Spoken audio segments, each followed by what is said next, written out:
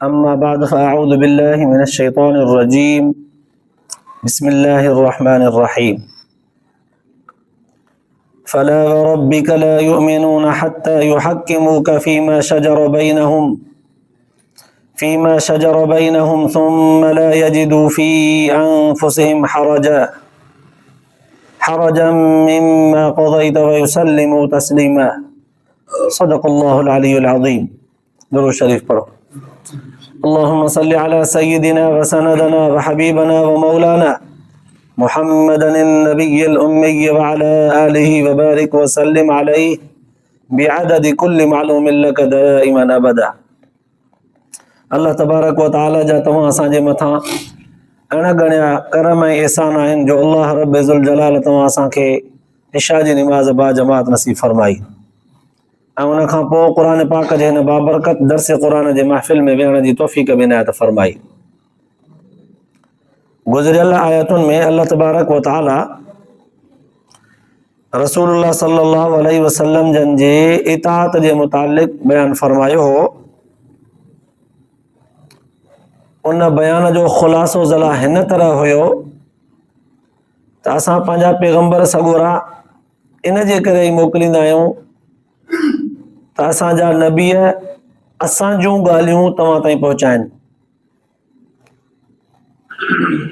अल्लाह ताला जी तौहीद तव्हांखे सेखारनि ऐं दुनिया जे अंदरि अल्लाह ताला तव्हां खां कहिड़ा अमल घुरे थो, कहिड़ा कम कयो चाहे थो रब तबारक व तआला मुंहिंजा पैगम्बर तव्हांखे ॿुधाइनि। पोइ तव्हांजे मथां लाज़िम आहे त मुंहिंजे पैगम्बरनि सॻोरनि जी इताअत कयो। पोइ जेकॾहिं न कोई माण्हू पंहिंजे मनपसंदी ज़िंदगी गुज़ारींदे एतिरो गुनाहनि में वकोड़जी वियो आहे, बुरो थी पियो आहे, बुछड़ो थी पियो आहे, किनो थी पियो आहे, अल्लाह ताला फरमायो त उन जे लाइ बि हिकिड़ो रस्तो असां रखियो आहे त उहो तौबा ताइब थिए, माफ़ी वठे। उन माफ़ी ऐं तौबा जो तरीक़ो बि तव्हांखे मुंहिंजो नबी ॿुधाईंदो, तव्हां त असां उन बहाने खे माफ़ कंदासीं। अञा जेकॾहिं उन खां वधीक को बुछड़ो बुरो थी पियो आहे, जंहिं मुनाफ़िक़त कई, दिल जे अंदरि कुफ्र छुपायई, बज़ाहिर मुसलमान पे नज़र आयो, नमाज रोज़े में भी नबी अलैहिस्सलातु वस्सलाम जन सां ऐं उन जे सहाबा किराम सां गॾु गॾु नज़र आयो, पर दिल जे अंदरि कुफ्र छुपायो हुयई, त उन माण्हूअ जे लाइ बि असां रस्तो रखियो आहे त पंहिंजो इहो निफ़ाक़ छॾे, जहिड़ो दिल में आहे अहिड़ो ई ॿाहिरि थिए, या त मुशरिक काफ़िर थी पए, या त जहिड़ो ज़बान ते ज़ाहिरी तौर ते मुसलमान थो नज़र अचे, दिल पंहिंजीअ खे बि साफ़ सुथरो करे, ज़बान जहिड़ो करे मुसलमान पको थी पए, त बि हुनखे माफ़ कंदासीं। पर अञा जेकॾहिं मुंहिंजे नबीअ जे कंहिं बि फ़ैसिले ते हुन इनकार कयो आहे, मुंहिंजे नबी अलैहिस्सलातु वस्सलाम जूं ॻाल्हियूं हुनखे पसंदि नथियूं अचनि, उन्हनि जी मुखालिफ़त थो करे, त पोइ असां हुनखे ईअं माफ़ कोन कंदासीं। भले तौबा करे, भले रोए, भले रड़े, माफ़ी न ॾींदासीं जेसि ताईं पहिरियां मुंहिंजे नबीअ खे राज़ी करे हुन खां माफ़ी वठे, छो त हुनखे रंजायो अथई। मुंहिंजे नबीअ खे रंज ॾिनई त पोइ हुनखे राज़ी करे, मुंहिंजो नबी बि हुन सां गॾिजी करे हुनजे बारे में माफ़ी घुरे, पोइ ॾींदोमांसि। ईअं न, गुज़िरियल आयतुनि जो इहो ख़ुलासो। पोइ अॼोकिन आयतुनि में अल्लाह तबारक व तआला हुज़ूर अलैहिस्सलातु वस्सलाम जन जी अज़मत खे ऐं हुज़ूर अलैहिस्सलातु वस्सलाम जन जी बुलंद रुतबे ऐं शान खे बयानु कंदे कसम खणी करे फरमायो, फला वरब्बिक ला युमिनून, कसम आहे तुंहिंजे रब जो, ए सोहणा नबी, तुंहिंजे रब जो कसम आहे त तेसी ताईं को बि माण्हू मोमिन नथो थी सघे जेसी ताईं पंहिंजे हर इख़्तिलाफ़ वारी ॻाल्हि जो फ़ैसिलो तो वटि खणी अचनि, पोइ तूं उन्हनि जो फ़ैसिलो करीं, पोइ हू तुंहिंजे इन थियल फ़ैसिले में कंहिं बि क़िस्म जी का गुंजाइश न ॾिसनि, दिल उन्हनि जी में काई रंजश न रहे, दिल व जान सां क़बूल कनि, पूरो जो पूरो फ़ैसिलो क़बूल कनि, अदब बि न, एतिराज़ बि न कनि, चूचरा बि न कनि, तुंहिंजे हर फ़ैसिले ते अखियूं ॿूटे आमना सदक अची करे बीहनि, पोइ उनजो ईमान क़बूल आहे। कंहिंजो बि ईमान तेसि ताईं क़बूल कोन्हे जेसि ताईं तुंहिंजे फ़ैसिलनि ते आमीन न चवंदा। पोइ तुंहिंजे फ़ैसिले मां जंहिंखे कस लॻे त बि ठीकु आहे, उहो बि चवे आमीन, तुंहिंजे फ़ैसिले मां जंहिंखे फ़ाइदो थिए उहो बि चवे आमीन। साईं, सम्झण जे लाइ सुवाल पैदा थियो सोने रसूल सल्लल्लाहु अलैहि वसल्लम जंहिंजे फैसले मां जंहिंखे कस लॻे उहो बि आमीन चवे? अल्लाह से फरमाए थो हा। छो साईं आमीन चवे? जंहिंखे कस लॻंदी उहो त दाऊं कंदो न। अल्लाह से फरमाए थो मुंहिंजे नबीअ खे जेको मां अदालत ऐं इंसाफ़ वारो कानून ऐं उसूल शरीयत ॾिनी आहे, मुंहिंजो नबी कंहिंखे कसो करे ई नथो सघे। तव्हांखे कहिड़ी ख़बर त मुंहिंजो नबी तव्हां पंहिंजे उम्मत जे माण्हुनि जे मथां केॾो हरीस आहे। एॾी दिलि अथसि पंहिंजे उम्मत सां, माउ खे पंहिंजे बचे सां एतिरी दिलि न हूंदी आहे जेतिरी मुंहिंजे नबीअ जी दिलि आहे पंहिंजे उम्मत जे हिकु हिकु माण्हूअ सां। पीउ माउ खे पंहिंजो नाफ़रमान औलाद एॾो मिठो न हूंदो आहे जेतिरो मुंहिंजे नबीअ खे पंहिंजा गुनाहगार उम्मती मिठा आहिनि, जेतिरी हुनजी परवाह थो करे। उनखे कसो कीअं कंदो फैसले में तव्हांखे ख़बर ई न आहे। मुंहिंजे नबीअ जे ज़बान मां जेको फैसलो निकिरे उन ते आमना सदकना चवंदा कयो, पोइ चवंदुसि तव्हांजो ईमान क़बूल आहे। छो त मुंहिंजो नबी जेको फैसलो कंदो आहे उहो पंहिंजे तरफ़ खां न हूंदो आहे, उहो मुंहिंजो फैसलो हूंदो आहे। मुंहिंजो फैसलो मुंहिंजे नबीअ जे ज़बान खां तव्हांखे ॿुधण में ईंदो आहे। मां पंहिंजे ॿारनि खे कसो कंदुसि, हिकिड़नि खे वधीक मिठो हिकिड़नि खे वरी कसो कयां? तव्हां इंसाननि में इहा आदत हूंदी आहे, पंहिंजे ई औलाद में हिकिड़ा जेके वणंदा अथव ताबेदार हूंदा आहिनि उन्हनि खे सुठो चवंदा आहियो, जेके नाफ़रमान थींदा आहिनि उन्हनि खे रेदावा बि करे छॾींदा आहियो, उको मुको कढी छॾींदा आहियो, उको मुको उन्हनि खे औलाद खे मिल्कियत मां हर शइ मां महरूम करे छॾींदा आहियो। इहा तव्हांजी किनी शैतानी आदत तव्हां में अची वई आहे। अल्लाह से फरमाए थो मुंहिंजो नबी बि पाक आहे, मां त अञा पाक आहियां। हाणे अल्लाह से फरमायो फला व रब्बिक, सोना तुंहिंजे रब जो कसम आहे, तेसीं ताईं ईमान नथा थी सघनि, मोमिन नथा थी सघनि, तेसीं ताईं उन्हनि जो ईमान क़ाबिल नथो थिए सघे जेसीं ताईं उहे तुंहिंजे फैसले ते दिलि व जान सां आमना सदकना चई क़बूल करे अमल न कनि। साईं माना ईमान आणण जे लाइ बि शर्त थी पिया न। पोइ त अल्लाह से फरमाए थो हिनायत जे ज़रिए, हा जंहिं माण्हूअ खे ईमान आणणो आहे न, ईमान जे लाइ हिनायत सेखारियो त 3 शर्त अथव। पहिरियों शर्त ही त पंहिंजो हर फैसलो हुज़ूर सल्लल्लाहु अलैहि वसल्लम खां वठो। जंहिं बि ॻाल्हि में तव्हां इख़्तिलाफ़ रखो था, जंहिं बि ॻाल्हि में मुंझी पिया आहियो, जंहिं बि ॻाल्हि में जहिड़ो झगड़ो चवण जो ख़तरो ख़दशो महसूस कयो था, पंहिंजो फैसलो हुज़ूर सल्लल्लाहु अलैहि वसल्लम खां वठो। ॿिए नंबर में मुंहिंजो नबी जेको फैसलो करे उन फैसले जे ॿुधण खां पोइ दिलि में तंगी न कयो।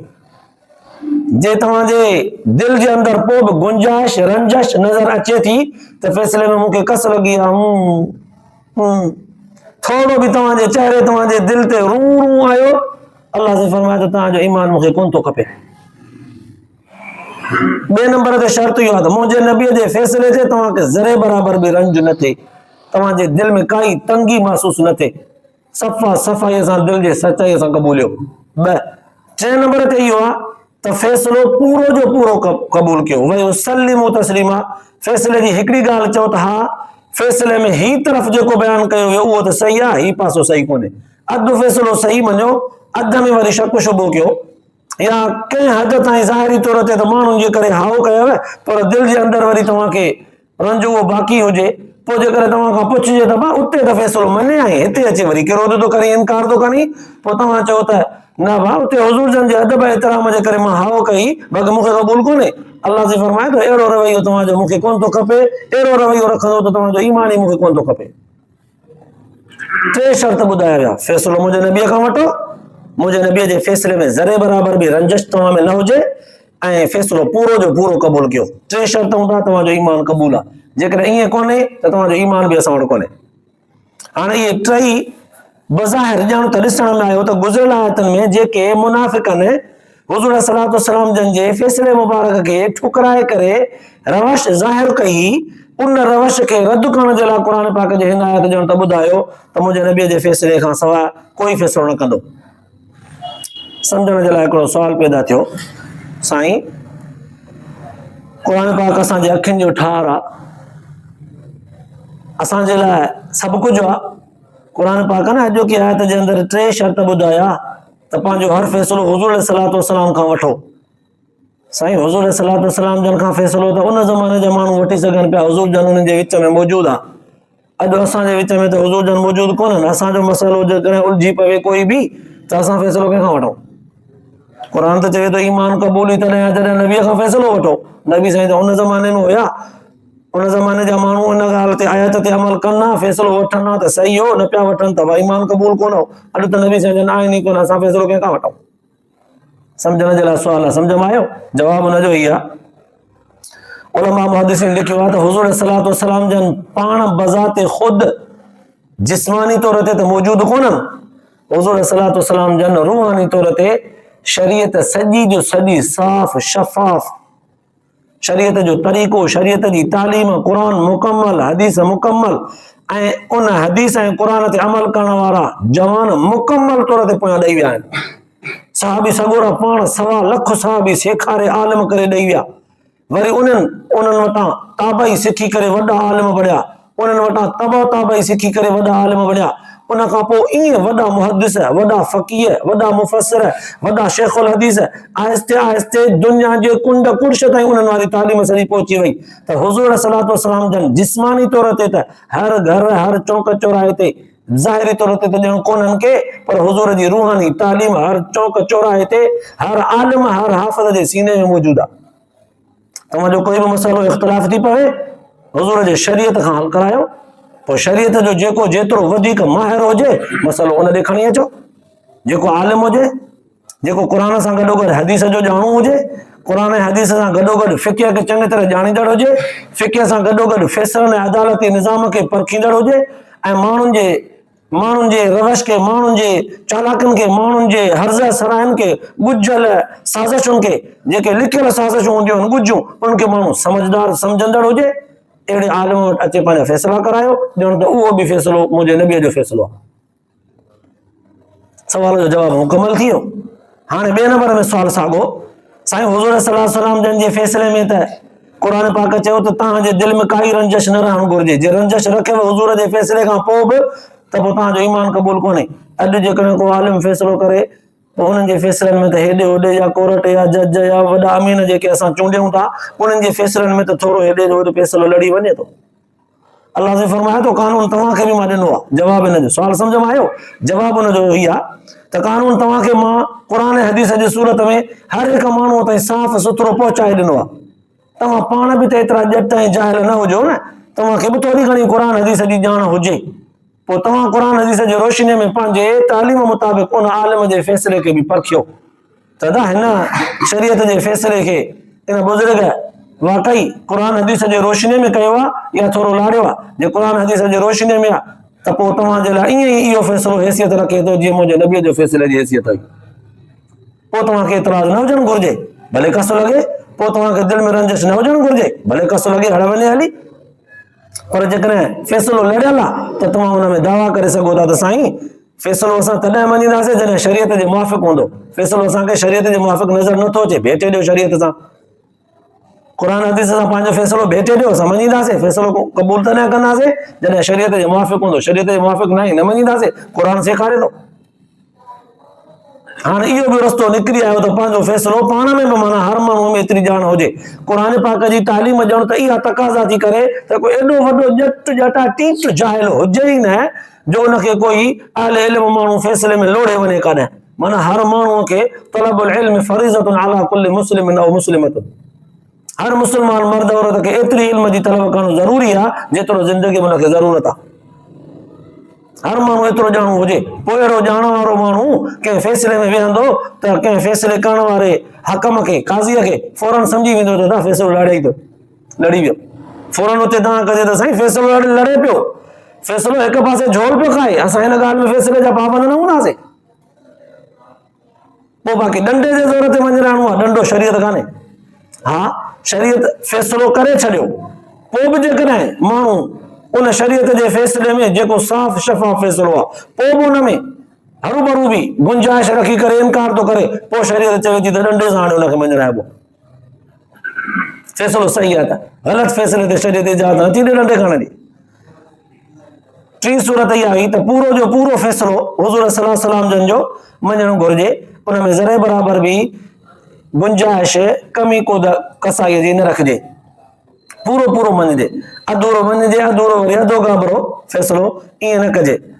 पोइ सवाल पैदा थियो त साईं अहिड़ा फ़ैसिला जो थींदा अधूरा त पोइ मञण वारा माण्हू बि त अधूरा ई थींदा।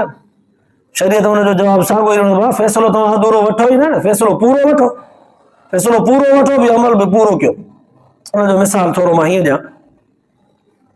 अल्लाह तबारक व तआला फरमाए थो त शरीयत जो जेको फ़ैसिलो हुजे हुनखे चङी तरह सां दिलि व जान सां क़बूल कयो। काई उन्हनि फ़ैसिलनि में तव्हांखे रंजश दिलि में न हुजणु घुरिजे उन्हनि फ़ैसिलनि जे बारे में। मिसाल तौर ते शरीयत चयो त बाबा कोई माण्हू मरीज़ आहे, कोई माण्हू मरीज़ आहे, बीही करे नमाज़ नथो पढ़ी सघे, अब वेही करे हेठि वेही करे पढ़े, वेही करे नथो पढ़ी सघे, थोरो लेटी करे थोरो टेक ॾियोसि, ॿ चारि विहाणा पोयां ॾियोसि टेक ॾेई, या कंहिं बि हिकिड़े पासे भला टेक जंहिं तरह सां ॾेई सघे ओड़ी तरह सां करे निमाज़ पढ़े। हाणे इहो माण्हू मरीज़ चवे थो यार निमाज़ त निमाज़ हूंदी आहे, भली मूंखे वेही पढ़ण में निमाज़ अलाए छो कान थी भाए पए, नथो पढ़ी सघां, मूंखे दिलि में इहा अलाए छो खुटको थो रहे, अलाए इहा निमाज़ मुंहिंजी वेठे थींदी कीअं? लेटी बि हाणे निमाज़ थींदी आहे, लेटी पढ़ण सां थोरी निंड बि अची थी वञे, लेटियो पियो आहे माण्हू, निमाज़ लेटी करे पढ़ण वारी मूंखे कान थी दिलि ते लॻे। अल्लाह ताला फरमाए थो तव्हांखे असां फ़ैसिलो करे ॾिनो आहे, तूं मरीज़ आहीं त तोखे हिन हाल में निमाज़ पढ़णी आहे, तुंहिंजी असां इन हाल में बि क़बूल कंदासीं, असांजो फ़ैसिलो त तोखे रंजश कीअं नज़र अचे? हल ईमान कोन्हे तुंहिंजो, कोन क़बूलींदासीं, तुंहिंजो मुकमल ईमान कोन्हे। शरीयत चयो आहे त तूं सफ़र ते जॾहिं वञी मुसाफ़िर थी पवीं त पोइ सफ़र जे दौरान 4 रकातुनि वारी निमाज़ 2 रकातूं करे पढ़। हाणे उहो 2 रकातूं हमरा पढ़णु शुरू थो करे त न यार मुंहिंजी दिलि कान थी मञे, गाॾी बि पंहिंजी आहे, सहूलियतूं बि सभु आहिनि, 2 रकातूं तॾहिं पढ़ूं जॾहिं का तकलीफ़ हुजे न, गाॾी पराई हुजे त निकिरी वेंदी निमाज़ पढ़ंदासीं त 4 मथां पढ़ी वठूं तकड़ में, गाॾी बि पंहिंजी आहे, तकलीफ़ बि का बि कान्हे, पाणी सभु कुझु मौजूदु आहे, त पोइ 4 पढ़ूं न, 2 छो? ॿिनि ते दिलि कान थी बीहे। शरीयत चवे थी त असांजे फ़ैसिले ते तुंहिंजी दिलि बीहे नथी, पंहिंजी थो हलाई, असां जॾहिं फ़ैसिलो रखियो आहे हिकिड़ो तूं पंहिंजी थो हलाई, तुंहिंजे पंहिंजे हिन सोच जी असांखे ज़रूरत कान्हे, अहिड़ो अधूरो ईमान तुंहिंजो कान थो खपे। हल फ़ैसिलो आहे। हिकिड़ो माण्हू अल्लाह तबारक व तआला रमज़ान जा रोज़ा फ़र्ज़ कया आहिनि, हर माण्हू मर्द अक़ल समझदार बालिग़ जे मथां, मर्द औरत जे मथां रोज़ा फ़र्ज़ आहिनि। हिकिड़ो माण्हू रोज़ो रमज़ान शुरू थी वियो, रोज़ो नथो रखे, अब छो कोन थो रखे? छो घर में अटो कोन्हे छा, या छो घर में केरु पचाइण वारो कोन्हे? सभु अञा हले थी, अञा जवानूं, अञा गुंदीअ में अञा दाणा आहिनि, अञा मायूं बि असांजे चवण में आहिनि, सभु कुझु थिए पियो, रोज़ा उहे रखनि जंहिंजे घर में कुझु कोन्हे, हूंदे सूंदे बुख ते काटियूं। शरीयत जे फ़ैसिले ते हुनखे दिलि में रंज आहे। क़ुर शरीफ़ चवे थो, क़ुर शरीफ़ जे इन आयत जे ज़िम्न में उन माण्हू खे इहो पैगाम मिलियो इहो त तुंहिंजे अहिड़े ईमान जी ज़रूरत ई कान्हे का। असांजो फ़ैसिलो आहे, असांजे फ़ैसिले ते तोखे एतिराज़ आहे, असांजे फ़ैसिले ते तोखे रंज आहे, असांजो फ़ैसिलो तोखे दिलि में खुटके थो। ज़कात शरीयत मुक़ररु कई आहे, इहे सभु मिसाल पियो ॾींदो वञा। अल्लाह ताला ज़कात मुक़ररु कई आहे त भाउ 40 पती मुंहिंजे नाले ते 12 महीने कढो, उनजे लाइ शर्त आहे माल तव्हां वटि 52 तोला 52 तोला चांदीअ जेतिरी क़ीमत जो माल हुजे, पंहिंजी ज़ाती मिल्कियत में हुजे, पराओ कर्ज़ बर्ज़ ॾेती लेती सभु कुझु लथल आज़ाद माल हुजे, ऐं उनखे तव्हां वटि तव्हांजे हथ में कब्ज़े में 12 महीना बि थी चुका हुजनि। अल्लाह से फरमाए थो हाणे तव्हांजे मथां असां ज़कात फ़र्ज़ कई आहे, 12 महीना न थिया आहिनि, 11 महीना थिया आहिनि त बि ज़कात कान्हे। हिकिड़ो निसाब न, 2 निसाब न, 10 निसाब थी था वञनि अहिड़ा, पर 12 महीना कोन थिया आहिनि, ज़कात कोन्हे का। 12 महीननि खां पहिरियां ई उहे पैसा कंहिं कम में, कंहिं कर्ज़, कंहिं ॾेती लेती, कंहिं हिसाब किताब में विया हलिया, ख़र्च थी विया, खपी विया त ज़कात बि कोन्हे। पर कंहिं कारोबार में विया आहिनि त इहो कारोबार बि पंहिंजो आहे, 12 महीना पूरा थियनि पोइ ज़कात फ़र्ज़ थींदी, ऐं उनजी 40 पती टोटल मिल्कियत जी 40 पती थींदी। हाणे हिकिड़ो माण्हू चवे थो यार कमायूं असां, लोड़ियूं असां, धिका जड़ियूं असां, माण्हुनि सां का ॾेती लेती कयूं था, माण्हू सुथरो पैसो ॾियनि किथे था, वॾा भाई पापड़ मेड़णा था पवनि पैसे वठण जे लाइ, जंहिंसां ॾेती लेती कर घणा कुझु हेठां मथां जा ज़ोर लॻाइणा था पवनि, माण्हू पैसा सवलाई था ॾियनि छा? वॾी महिनत थी करणी पए, पैसा महिनत करे हासिल कयूं असां, ॾींदा वरी फ़क़ीरनि खे वठूं जेके पर पुट गारियूं ॾियनि, ॾींदा वरी अहिड़नि माण्हुनि खे वठूं जेके लेखनि बि कोन, सलाम बि कोन कनि, असांखे पर पुट हले छा चवनि आहिनि जो मिसकीन, ॾियूं वरी उन्हनि खे, असांजी दिलि कान थी मञे। शरीयत सगोरी चवे थी, क़ुर पाक ॼण त इन आयत जे तवसुत सां उन माण्हू खे बि सेखारे पियो त असांजे फ़ैसिले ते तोखे एतिराज़ आहे, तोखे दौलत ॾिनी बि असां न, जंहिं अकुल सां, जंहिं चालाकीअ सां तो दौलत हासिल कई आहे, उहो अकुल ऐं चालाकी बि असां ॾिनी आहे न तोखे। उन हक़ लाइ चालाकी सां केतिरा ई माण्हू तोखे पिन ते नज़र ईंदा, तोखे असां ॾिनी आहे, असांजो हुकुम आहे न, असांजे हुकुम ते तोखे एतिराज़ न हुजणु घुरिजे। जेकॾहिं एतिराज़ तो करी ऐं सदाईं तो मोमिन आहे त तुंहिंजे ईमान जी ज़रूरत कान्हे। अल्लाह तबारक व तआला चिटा फ़ैसिला करे छॾिया आहिनि। ग़रीब आहे नथो मञे तोखे, उको ई न मञे तोखे, असांजो हुकुम सम्झी करे तो ॾेई छॾेसि। ॿियो को ग़रीब नथो नज़र अचई, नज़र ई ग़रीब हिकिड़ो थो अचे, पर उहो बि अहिड़ो आहे जेको तबान मुंहिंजो मुखालिफ़ आहे। अल्लाह जी फरमाए त मुंहिंजो हुकुम सम्झी ॾेई छॾेसि, तो मुंहिंजे हुकुम ते इताअत कई, अमल कयो, मां तोखे पंहिंजो अजर ऐं सवाब ॾींदुसि। इहे माण्हुनि जा मुखालिफ़ हज़ारों दुनिया में हूंदा आहिनि। भाउ जो मुखालिफ़ थींदो आहे, पुटु पीउ जो पीउ, ज़ाल मुड़ुस हिक ॿिए जा मुखालिफ़ थी वेंदा आहिनि, पोइ ख़र्च कोन कबो आहे, ख़बर आहे भाउ? ईअं कबो आहे? ज़ाल मुंहिंजे चवण में कोन्हे, घर मां कढी छॾियसि। बाबो पीउ मां जे औलाद जे चवण में कोन्हे, या औलाद पीउ मां जे चवण में कोन्हे, घरां कढी छॾियसि। जहिड़ा ॿार घर में पोइ बि हलाइबा आहिनि। इहो अल्लाह ताला जो बणायल निज़ाम आहे हिकिड़ो। पोइ तॾहिं अल्लाह तबारक व तआला क़ुरान पाक जे हिन आयत जे ज़रिए मुस्लमाननि खे इहे शयूं सेखारे छॾियूं, तव्हां पंहिंजे अकुल ते न हलो। असां तव्हांखे शरीयत ॾिनी, शरीयत सेखारण वारो पैगंबर बि ॾिनो, पैगंबर खां पोइ उन जा सहाबी ताबई वक़्त जा उलमा जयद मुहद्दिस फ़क़ीह तव्हांखे ॾिना, आसानीअ सां मुफ़्त में फ्री फंड में तव्हांखे हर जॻह ते मौसूल मिलनि था। पर जेकर न सच पच का फतवा किसी पैसनि सां मिले थी, त बि मुस्लमान जे मथां फर्ज़ आहे पैसा भरे बि उहा पंहिंजी फतवा हासिल करे शरीयत ते हले। तालीम क़ुरान पाक जी पैसनि सां थी मिले न, त बि वठणी आहे। पैसो बि त अल्लाह ताला ॾिनो आहे, तालीम बि अल्लाह ताला हुकुम कयो आहे त तालीम सिखो। दुनिया जी ॿियूं तालीमूं बि त ख़र्च कयूं करे पोइ त हासिल कयूं न।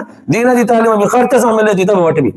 त अल्लाह तबारक व तआला इंसान खे सेखारे छॾियो आहे त असां तव्हांखे तरीक़ो ॾिनो आहे, हाणे तव्हांखे असांजे तरीक़े ते बसि ताबेदारी कंदे अचिणो आहे, असां वारे रस्ते ते अचिणो आहे, पंहिंजो रस्तो कोई न आहे ठाहिणो। त पोइ हिन जे करे उलमा मुहद्दिसीन लिखियो आहे, हुज़ूर सल्लल्लाहु अलैहि वसल्लम जन जी मौजूदगी में त सहाबी सगोरा इन ई कानून जा पाबंद ईअं ई हुया जीअं बयानु थियो। हुज़ूर सल्लल्लाहु अलैहि वसल्लम जन अॼु मौजूदु न आहिनि, त शरीयत हुज़ूर जी साॻी बेअनी ई मौजूदु आहे। क़यामत ताईं ईंदड़ मुस्लमान उन शरीयत जा पैरोकार थी करे रहिया, ॼण त सिधो सो हुज़ूर जा पैरोकार रहिया। अॼु शरीयत जे फ़ैसिले ते जंहिं अमल कयो, ॼण हुज़ूर सल्लल्लाहु अलैहि वसल्लम जे ज़ात जे फ़ैसिले ते अमल कयूं। तॾहिं त मौलाना बदर आलिम रहमतुल्लाह अलैह फरमाईंदा हुआ त मुस्लमान खे ताबेदार तॾहिं चइबो जॾहिं मुस्लमान जो नफ़्स दीन जे ताबे थी वञे, पंहिंजूं ख़्वाहिशूं दीन जे ताबे थी वञनि। अञा तशरीह कंदे ईअं फरमाईंदा हुआ त निमाज़ रोज़े हज ज़कात में जेका थोरी घणी तकलीफ़ थी अचेसि न, गर्मीअ जे रोज़े में माल जी ज़कात कढण में, ऐं गर्मीअ में हज जी अदायगीअ में, उमिरि में भीड़ में जेका तकलीफ़ थी अचेसि, रोज़े में जेका हिनखे उन बुख जी थोरी तकलीफ़ थी अचे, बिल्कुलु ईअं सर्दीअ में वज़ू करे निमाज़ पढ़ण में, गर्मीअ में पगर टिमेसि थो पर घरां निकिरी मस्जिद ते अचण में जेका तकलीफ़ थिएसि थी, इन्हनि साॻिनी सभिनी अमलनि जे करण में अमलनि जे अदा करण में जेकॾहिं तकलीफ़ में हिनखे लज़त थी महसूस थिए न, चइबो मोमिन आहे। अल्लाह जो हुकुम आहे न, भले पगर वहे, छा थी पियो भला, पंहिंजी मज़दूरी कंदा आहियूं त पगर कोन वहंदो आहे छा? अल्लाह जो हुकुम आहे, भला ठीकु आहे, 5 मिंटनि में निमाज़ थी वेंदी। कंहिं बि कम सां दुनिया जे सां वञूं था बाज़ार में, इहे पगर उते बि अचे थो, इहा सर्दी उते बि लॻे थी, अल्लाह जे हुकुम जे अदा करण में बाक़ी असांखे सी को मोलियो कोन्हे। इहा गर्मी कान थी वञे, हूअं बि त गर्मी हेठां मथां लॻे थी, जॾां कॾां गर्मी तपाए थी, तंग करे थी, पोइ अल्लाह जे फर्ज़ जी अदायगी में, निमाज़ में, तरावीह में, इस्तिग़फ़ार में, तस्बीह में गर्मी तंग कई त पोइ छॾे ॾींदा। अल्लाह जी फरमाए थो न। तॾहिं मौलाना बदर आलिम रहमतुल्लाह अलैह फरमाईंदा हुआ, पंहिंजे किताब में हुन लिखियो आहे त रोज़ो ज़कात हज सर्दी गर्मीअ जे उहे त एतिरे क़दुरु लिखंदा हुआ जीअं सर्दीअ में गरम कपिड़ा पाइण में लज़त महसूस थींदी आहे न, इन सर्दीअ जे वज़ू करण में बि ईअं लज़त महसूस थिएसि। जीअं गर्मीअ में हलकड़ा कपिड़ा ऐं थधियूं शयूं पाइण में, थधे पखे एयर कूलर एसी ते रहण में लज़त महसूस थींदी आहे, ईअं ई गर्मीअ में पघर थो अचेसि, निमाज़ पढ़ंदे गर्मी थी लॻेसि, अहिड़ी थधि हासिल करण जहिड़ी लज़त अचे, सम्झो त हाणे हे मोमिन आहे। पर तकलीफ़ ऐं रंज थो महसूस करे, सम्झो अञा ईमान में खुटको अथसि, ईमान खुटल अथसि। मोमिन हुनखे चइबो जंहिंखे शरीयत जे ताबेदारी कंदे हुनखे लज़त महसूस थिए। इन जे करे रसूलुल्लाह सल्लल्लाहु अलैहि वसल्लम फरमायो, तेसीं ताईं को माण्हू मोमिन नथो थी सघे जेसीं ताईं मुकम्मल पंहिंजे ख़्वाहिशनि खे शरीयत जो ताबेदार न बनाए। ऐं ॿी रिवायत अंदर ईंदो आहे, हज़रत अनस बिन मालिक रज़ी अल्लाह ताला अन्हु खां रिवायत आहे, फरमाए त हुज़ूर सल्लल्लाहु अलैहि वसल्लम जन फरमायो तेसी ताईं कंहिं बि माण्हूअ जो ईमान कामिल नथो थी सघे जेसी ताईं उन माण्हूअ खे मां हर शइ खां वधीक महबूब न हुजां, प्यारो न हुजां। हथा कि औलाद खां, ज़ालनि खां, पीउ माउ खां, माल मता खां, हर शइ खां वधीक मां प्यारो जेसिताईं न हुजांसि तेसिताईं हुनजो ईमान ई कामिल कोन्हे को। हाणे हर हिकु माण्हू असां तव्हां सभ जो सभु इन इहा शइ खे, इन हदीस पाक खे कसवटी बनाए, क़ुर पाक जे हिन आयत खे कसवटी बनाए करे पाण खे भेटे ॾिसंदासीं त वाकई शरई अहकामनि जे मथां अमल करण में असांखे लज़त महसूस थींदी आहे, तंगी जे सचपच लज़त महसूस थींदी त पोइ अल्हम्दुलिल्लाह, अल्लाह ताला तव्हां असां समूरनि खे इहा लज़त नसीब करे। पर जेकॾहिं तकलीफ़ थी थिए त पोइ सचपच असां पंहिंजे अमल में खुटल ऐं कसायूं, अल्लाह ताला तव्हां असांजो इहे कसायूं ऐं मदायूं कमियूं कोतायूं माफ़ फरमाए ऐं मुकमल ऐं कामिल बनाए। अल्लाह पाक तव्हां असांजे ॿुधण खां पोइ आख़िरत जे लाइ निजात जो ज़रियो बनाए, अमल जी तौफ़ीक़ नसीब फरमाए। आख़िर दावाना